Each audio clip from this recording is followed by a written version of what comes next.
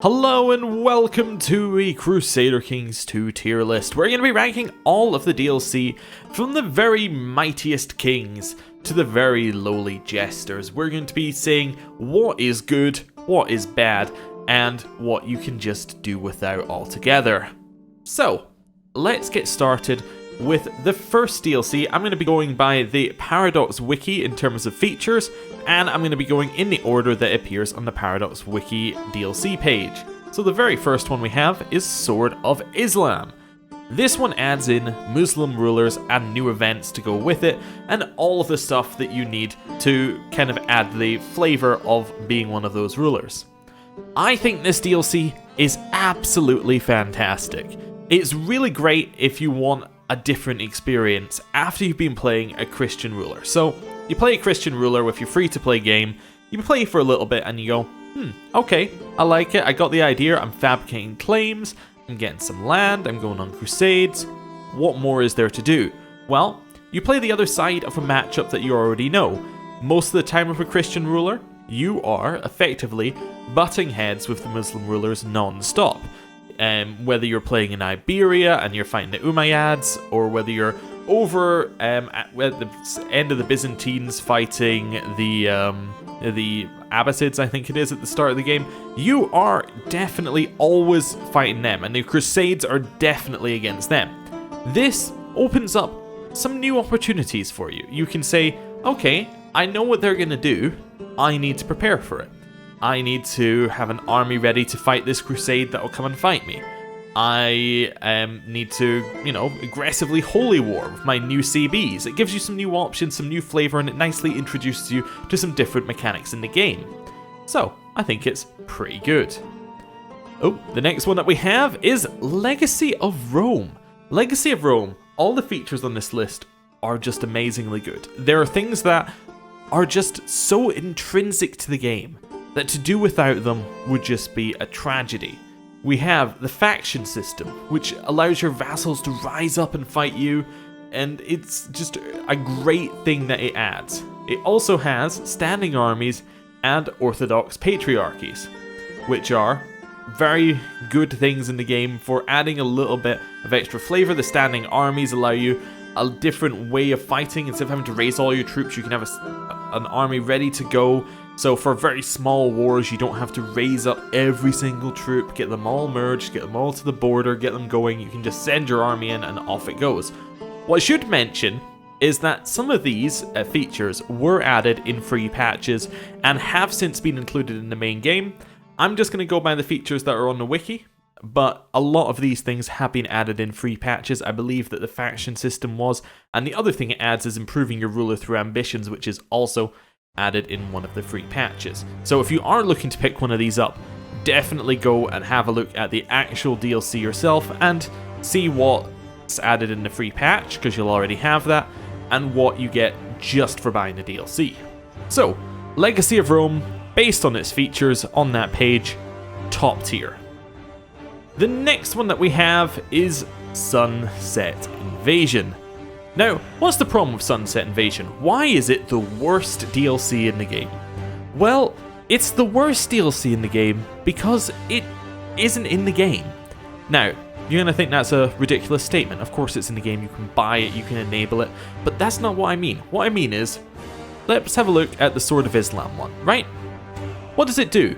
Well, you go into the Sword of Islam DLC, and it adds new features. It adds like new flavor text for Muslim rulers. It adds in new mechanics for the Muslim rulers when you're playing against them as well. You can play as them every single game.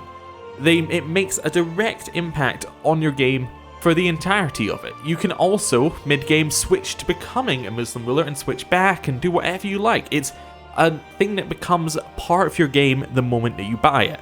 You will have it enabled every game because there's no reason not to have it enabled every game. Sunset Invasion is completely different than that. Sunset Invasion adds a new nation that attacks you some point in the middle of the game, right? Mid to late game. And they just appear out of nowhere. And your game suddenly stops being about whatever it was about. You had this cool intrigue thing going on. No, sorry, that doesn't matter. You had, you know, some holy wars going on. Nope, doesn't matter. Your game is now about the Aztecs attacking you in a random spot with tons and tons and tons of troops. Well, it's not that random, it's on the western side of the map, but you know what I'm saying. It's like, your game becomes, I'm playing Sunset Invasion now, the rest of this doesn't matter. And it doesn't really fit with everything else. It just is a little odd. And that's why it gets its own tier as the very, very worst DLC. The next one that we have is the Republic. The Republic adds, well, weirdly, republics to being playable things in the game. It adds trade posts, you can complete in elections, you can have feuds. I quite like the Republic. The Republic is neat to play once or twice. It allows you to experience a different style of game where instead of just expanding and painting the map, you get to play as one group who basically just stays still and try and control the trade game. You try and just gain money, you try and keep your family alive, you try and stay on top of elections. It's really a neat, different experience, but it's not the main game. It's kind of got a little bit of the Sunset Invasion thing going on where it doesn't fully affect you if it's not there, but it is a little bit more integrated, so that is why it is a count tier. The next one that we have is the Old Gods. The Old Gods gives you pagan religions, which are absolutely amazing to play with. They feel so great. It adds in raiding mechanics where you can go and you can earn money and prestige and glory by raiding all of the Christian nations generally, going down to Byzantium, going down to Constantinople, raiding that. It's basically saying, I don't care that my nation's small and made a little bit pathetic. I'm gonna come there and I'm gonna absolutely pillage everything you got. It's great. It also adds in Zoroastrians, who are, well, I'm gonna say the meme nation of Crusader Kings, in that it's the marry your sister, marry your mother, marry your brother, marry your aunt, and they're all the same person. That's them. It adds in, well, unfortunately, it adds in adventurers, which are landless characters that will just gather an army and go and attack you, go and attack someone else. They'll just take their claim, they'll gather a group of misfits and they'll go and attack it. Although it's not very nice when it happens to you, it is a cool little bit where it's like, here's another challenge that will come up. It adds a little bit of something into the mix, and where adventurers really start to come into their own as an interesting mechanic is where you've already, like, you overstretch to do something. Like, you're like, I'm gonna fight my neighbor. They are slightly stronger than me. I'm gonna put everything into it. And you find you're slogging against them, and it's coming to the point where you might win. You're like just about to win, and you see an adventurer threat come in, and you have to make that decision. Do I try and push for the win against my neighbor, but the adventurer then comes in and has a good chance of getting you? Or do you have to go, I'm sorry, neighbor, although I could beat you, I'm gonna have to white peace now. I'm gonna have to take a step back and prepare for this adventurer threat. It's a neat thing. It allows prepared invasions, which basically say, when you have your small and pathetic nation, you just pick someone else and you go, right, I'm gonna spend the next how many ever years it takes. I'm gonna get enough people and we're coming for you. We're coming for your land, and you just go. It's great. It also adds in rebels with a cause, so it gives rebels a face. It gives them people in front of, like, they give actual rebels, like, I'm trying to think of it, leaders, basically, and they are the leader of the rebellion. And it adds in a little bit of flavor. What else does it add? Well, Christian and Muslims can dispatch missions to convert pagans, which is neat. And that's pretty much it. It adds in a bunch of other flavor text, but you know what? I was going to put this at A, at the same as Swords of Islam, but it's a top tier one. And the other thing it does is it changes the start date. So instead of starting at 1066, you move back a little bit to 867, and that adds in a little bit of a difference. The tech isn't quite as high, it's a lot easier to siege people, it's a lot easier to take land. It changes how the game feels fundamentally, and that's pretty cool. Right, the next one we have is Sons of Abraham, one DLC that I forgot existed. Control the papacy through the College of Cardinals, ask the Pope for money and favours, play as a Jewish lord, interact with holy orders, pick sides. in a Muslim rationalist or opposing Ash'ari. The thing is about not Sword of Islam, Sons of Abraham is, it's kind of okay. And that's the best I can say for it. Like, yeah, sure, being able to influence who the next pope is cool, but like, it doesn't actually matter if the pope is somebody you have control over. It doesn't really impact the game that much. Playing as a Jewish lord is neat, but there's only a very small number of them in the game. It doesn't spark a lot of excitement in me. It's cool, it's definitely worth having, but not straight away. If this is like, you've come to the game, you've played your free-to-play game, and you get Sons of Abraham, you're going to be very disappointed, because you're going to go, this adds nothing. I can play as 3 extra people, and I have some tiny mechanics. It doesn't give you anything. Or it doesn't give you anything meaningful. If you've been playing for like 500 hours, and you're looking for just a little bit of a twist up, a little bit of something extra to make it just a little bit different, yeah, sure, go for it. But as your first thing, no, low tier. Next one we have is Rajas of India. This one basically adds in India. That's what it adds in. India and flavor text for India. It's kind of weird because it's never really relevant. Like, whatever they're doing over there, it's almost like it's a separate map in the game. Anything could be happening in that corner of the map. And it will not... Let's say you're playing as just a... You do a start in France, right? You could play for the entire game and nothing that's happened in India will affect you. Which, is fine, but it's kind of a bit weird. It is quite fun to play at that side of the map, and if you're interested in that culture and that and the flavor around it, yeah, definitely go for it. That it's good, but it's just a little kind of out there. It's not like it's just there. It's another one kind of like Sunset Invasion, except it's not so in your face. Like Sunset Invasion is just, it will take over your game, and it's a little bit out of place. This one's just a little bit out of place, but it's not going to take over your game. You can exist there. It's going to be fine. It's just not...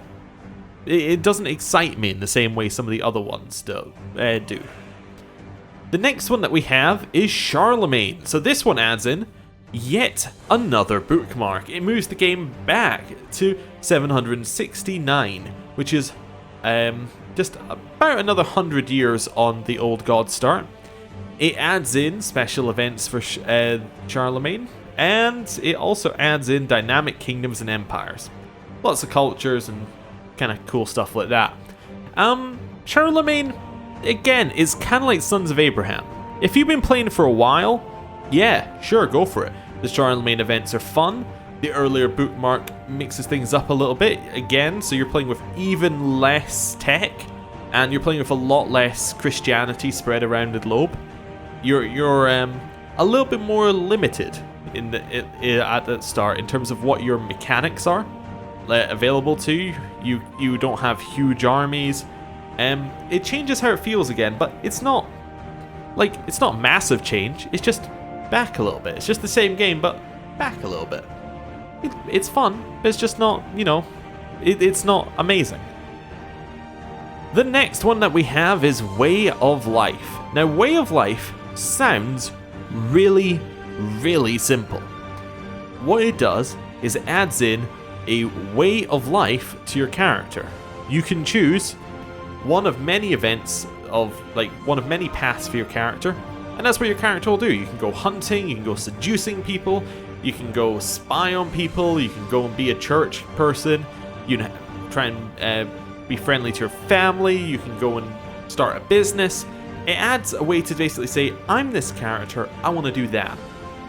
But actually, although it sounds really small, it's basically like you get some bonuses and some flavor text, it changes how you see the game a little bit. It makes your character a little bit more unique, as in, it makes your character stand out as your character. It's less like you're playing the whole family. You're playing one character at a time, and each character has a goal in life, something that they go towards. And that's kind of neat. That's very neat. Also adds in, apparently, a bunch of new diplomatic interactions with other people, just generally into the game. And I think it's really, really, really good. And obviously Paradox do as well, because in Crusader Kings 3, they're making Way of Life part of the game itself and really making the system expand in a lot of ways. They're super expanding it in the third game, and I'm interested to see how that works, because Way of Life adjusts the game ever so slightly and gives it a lot more personality. And I think that's great, and I think it's great that they're going in that direction, which is why it is top tier. The next one that we have is Horse Lords. Horse Lords adds in Central Asian cultures, it adds in nomads, it adds in the Silk Road, and it adds in tributary states. So, Horse Lords is actually pretty good. I like it. It's a little bit closer than India in terms of the new areas it adds, so you're going to interact with them more. Nomads are a really, really different play style. You have clans where you have to manage clan relations, you can form bonds with other clan members, rivalries with others, and it's another different play style for you to try out if you want to do that. Tributary states are a really neat addition to the game where you can expand without gaining land. So it's particularly good if you're playing with something like the defensive packs on. So if you play with defensive packs, you expand, and suddenly everybody hates you. Everybody's like, go get this person. He's horrible, he's awful, he's taking all this land. You get a tributary, you get none of that. They're like, oh, he's cool. Yeah, hands off him. He's fine. It's a nice extra to the game. It's something that makes it just a little bit better. And that's one of the things I've been liking in here. Things that make the game better in every playthrough. That's something that I think is good. So, Horse Lords, it's solid. I would say Horse Lords is a good one to pick up after you picked up, well, the ones above it, basically. It's something where you played the Muslim rulers, which are quite similar to the Christian rulers with a few extra mechanics. You play the old gods, you got pagans, you go out, you go raid, you go fight people, you go conquer lands and pillage. And then you play Horse Lords and you get something that's completely different. You've had enough of this feudal lifestyle and you gotta try something else. Well, feudal and tribal, but tribal's fairly similar to how feudal works anyway in the game. So, yeah, I think it's good. The next one that we have is Conclave. Conclave adds in councils voting on realm laws. It kind of revamps and revises the education system. It adds in a new diplomatic system that prioritizes martial alliances and non-aggression pacts, as well as the possibility of coalitions. I assume that's defensive pacts. And non-nomadic rulers can create mercenary bands of their own. So, Conclave, it's alright. It's not amazing. It's definitely in the tier of these ones right here. It's something that is definitely kind of like Sons of Abraham, and I've actually forgotten what that deals. Charlemagne. I keep forgetting that Charlemagne and Sons of Abraham actually exist. So I actually forgot Conclave existed as well. It feels so much part of the main game, but I mean, if you play without it, you don't lose that much playing without it. You just lose some voting in the council, which is kind of a cool mini game, which doesn't have a ton of impact all the time. It gives you mercenary bands that you can send off to make money, but it doesn't have a ton of impact all the time. New education system, again, it's not something huge, so yeah, definitely fits in count tier. Next one, Reaper's Due. It adds in the Black Death, court physicians, hospitals, prosperity and depopulation, seclusion. It's basically all about disease spreading over the land, lots and lots and lots of diseases, and it also goes in and it means that you have mechanics for stopping the disease. It also may help speed up your game, because if the Black Death comes through, a bunch of characters are going to die, and that will speed up your game significantly. So, you know, if you've got a slow system, maybe the Reaper's Due is for you. Reaper's Due is... I'm actually going to put it in the low tier, and I'm not going to put it in the low tier because it's like completely out there. It's not something that you're gonna ignore, or it's not something that's gonna completely be intrusive. The reason why it's low tier is because what it adds to the game is just a little bit odd in terms of how it interacts. It basically adds in a new mechanic to the game which not a lot interacts with, and then it's just like you have to deal with it now. It's just something that's here. It's like there's now disease in the game. You could play without it, and your game would be the same, except you don't have to deal with the disease as well. It's like it's just another thing added in. It's a little bit odd in terms of how I'm seeing it. It's not that necessarily I hate the mechanics, because obviously I play with them on, but it's more like the mechanics don't add enough for me to say, oh yeah, you should go and get that. That's the first thing you should buy. Like, no, it's alright. I mean, if you've got some spare cash flying around and you got the rest of them, sure, get Reaper's Due, mess with the disease system a little bit, but it doesn't fill me with like the, oh yeah, you gotta get that, that's amazing kind of feeling. Next one, monks and mystics.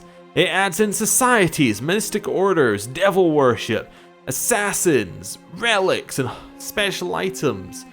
And you've got new things your counselors can do.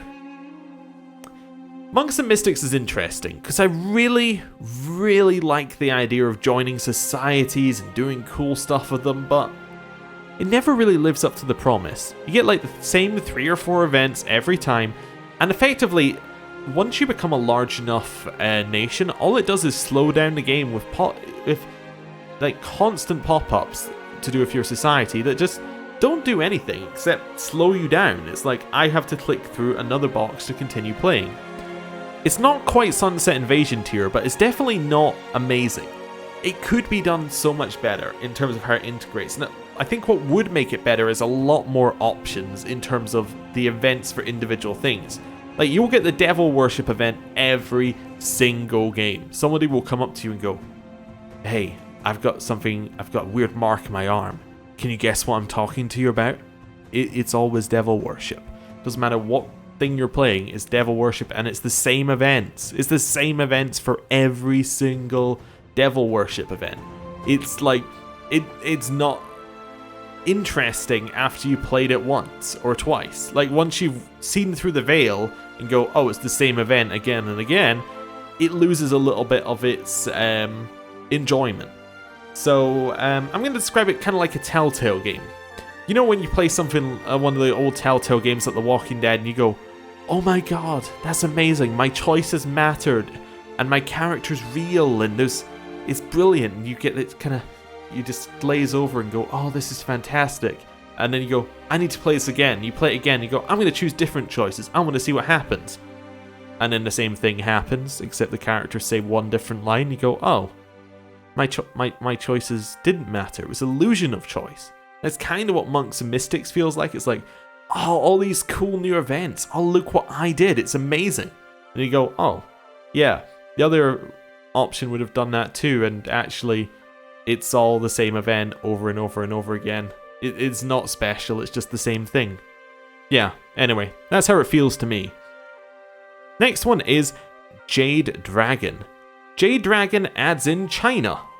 China is a mechanic which you can completely and utterly ignore if you want to. As in, literally, there's a button in the game. You don't click that button, you barely interact with China. Now, it does have a presence in the game. There is a Western protectorate that appears and can start getting tributaries and expanding. But, I mean, if you just want to not interact with it, you can just not interact with it. In fact, this is definitely 100% Rajas of India like level. Is it Rajas or Rajas? I have no idea how you're meant to say that word. Anyway, it's definitely that tier where you could completely ignore it. It could make no impact on your game. It is maybe slightly better. It's maybe slightly better. We're gonna, you know what we're gonna do? We're gonna add in a, oh no, I've done it wrong. Row above. There we go. We're gonna delete this row. This row here is gonna be better than a Baron tier. There we go. This is where it lives. It's better than these ones, but only a little bit. Yeah, definitely, but only a little bit. There we go. It's only very, very slightly better than them in that if you're playing as a nation which could have no interaction normally, it gives you another thing that you can do. It gives you like, oh, I could go off to China for, it's like, I'm at peace. I mean, I've got a huge defensive pact against me. There's nothing better to do. Yeah, I could go off to China, see what's going on. You know, maybe get a cool sword or something. Maybe bring home a Chinese person who can help with my tech. I don't know. It's there. And then we have the final DLC, Holy Fury. This one adds in shattered and random worlds that you can play in. So you can play in a completely different map, basically. You can have different people all over the place. You can have shattered everything. You can play with cats and dogs if you want to. It adds in a lot in terms of that, in terms of replayability. You're bored of the main game, blow it up, play something else. It adds in warrior lodges, which works really well if you're playing a pagan. It allows you to kind of take up arms and fight other people. It says, while I'm off raiding, I come back with my, you know, mug of grog, and then I go and fight somebody who's called me a name. And then, you know, it adds in all those kind of cool things. Warrior lodges are, by the way, effectively societies for monks and mystics, but done better. It adds in more events. It adds in more interesting events. It adds in meaningful things to your actions, like meaningful consequences. Monks and mystics, yeah, you get some bonuses. This one, you get to, you know, kill your rivals. You get to go, I'm going to get better at fighting, and I'm going to come for you, and I'm going to get you. It adds in that kind of thought in your mind. It adds in bloodlines. So once you've done this, you're, you know, Ragnarok, the grog drinker. You smash somebody's head in with your, you know, thing of grog, and then you get a bloodline, and everybody knows you're descended from Ragnarok. You are a grog drinker, right? It gives your family a little bit of gravitas. It means everybody knows who you are, and you'll get some bonus for it. Like, you might be better at fighting people, or people might be intimidated by you, or you might get just general opinion, like people might just like you more because of your ancestors were. It's great. It allows you to sway and antagonize your neighbors. So it lets you say, hey, neighbor over there, you don't like me, I don't like you, let's get along. Or it lets you go, you over there, I hate you, I hate everything about you. I'm going to annoy you deliberately till we become rivals and I can do something about it. Adds in sainthood, which is a cool, you know, mini-game. It's not amazing, but it's a mini-game for Catholic and I think Orthodox rulers where one of your ancestors can just be declared a saint. The Pope or the Ecumenical Patriarch just says, that guy's a saint, and that gets you a bloodline and lets everyone know how pious and nice you are, which is a nice little mechanic. It adds in coronations, so you can be crowned, and you can have all the fanfare that goes around it, and people will be annoyed if you're sitting too long without being crowned, or if you get crowned in the middle of a war, so it's a little bit like, oh, it's a civil war and he got crowned, does it really count, you know? It's got a little bit of that in there. There's new Crusade events. It makes Crusades even better, which is the heart of the game. Adds in new succession laws for pagans, so it can be more of a elders voting on the next person to take over, or if you are the lesser of two sons in a gavel kind, so it's split, so the eldest brother gets the title and the younger brother doesn't. The younger brother, who's, you know, this dashing, brilliant grog drinker, can go and fight his horrible wine-drinking elder brother and take over the tribe. It's great. It's great. It's just actually amazing. And it adds in so many other little changes to the game, and it makes it fantastic. It is probably the best DLC, but, here's the but, is in King tier. Why is it only in King tier? Well, the reason it's in King tier is because you can't buy it first. Like, it can't be the first thing that you get, because you need the other parts to make it work. You need everything else in the game to make it work. You need to have the pagans from Old Gods. You need to have the ways to interact with characters. Like, it is really, really good. But it's kind of the thing that you appreciate more if you've been without it. If you know what I'm saying. It's something that adds in so many little changes to make the game better. But you won't feel the full impact of them if you just jump right in with it. At least that's my opinion. So, that is the full tier list. We have Legacy of Rome, the Old Gods, and Way of Life at Empire tier. They are the best. You have Sunset Invasion right down at the bottom. With Rajas of India, we have Reaper's Due and Monks and Mystics. All kind of low down, but what I also want to say is, no DLC is inherently just bad. Like, no DLC is going to make your game worse. Well, you know, you could argue Sunset Invasion, but I think Sunset Invasion, even it, has some merit. If only a very small amount for a short amount of time. It also has the merit that you can turn it off in the game rules, which definitely does improve things a little bit. What I will want to say at the end of this video is if you enjoyed it, please consider leaving a like or anything like that, and please consider following at @_pirate_guy_ on Twitter, as he made this tier list, and really, he should get the credit because he did all of the work to put this together, and I just moved some buttons around. So, thank you very much, and I will see you next time. Goodbye!